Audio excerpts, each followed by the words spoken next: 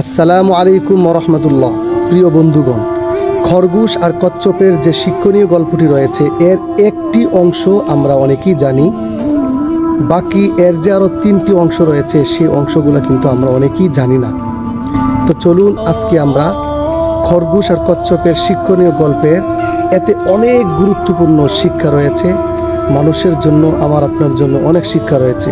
তাই ভিডিওটি কেউ স্কিপ করবেন না এবং উপরে টান দিবেন না। লাইক, কমেন্ট, শেয়ার অবশ্যই করবেন। ইনশাআল্লাহ এইরকম উৎসাহ পেলে আরও সুন্দর সুন্দর শিক্ষণীয় ভিডিও বানানোর চেষ্টা করব। আর ভিডিওটি কিন্তু শেয়ার করে দিবেন।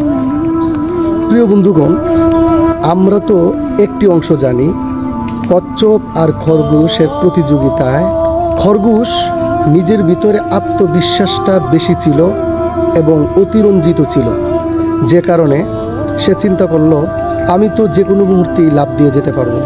আর কচ্ছপ সে চিন্তা করলো যে আমার থেমে থাকলে হবে না, লেগে থাকতে হবে। বাস, দুজনের প্রতিযোগিতায় খরগোশ হেরে গেল আর কচ্ছপ জিতে গেল। এখান থেকে কি শিক্ষা আমরা পেলাম? খরগোশের ভিতরে বেশি অতিরঞ্জিত আত্মবিশ্বাস ছিল, যে কারণে সে পারে নাই। আর কচ্ছপ তার মধ্যে লেগে থাকার বিষয়টা বেশি ছিল, যেখান থেকে শিখতে পারলাম লেগে থাকলে অবশ্যই সফলতা আসবে, আর বেশি আত্মবিশ্বাসী হওয়া ভালো নয়। যারা এই কচ্ছপ এবং খরগোশের গল্পের অপর অংশগুলো জানতে চান অবশ্যই কমেন্টস করবেন।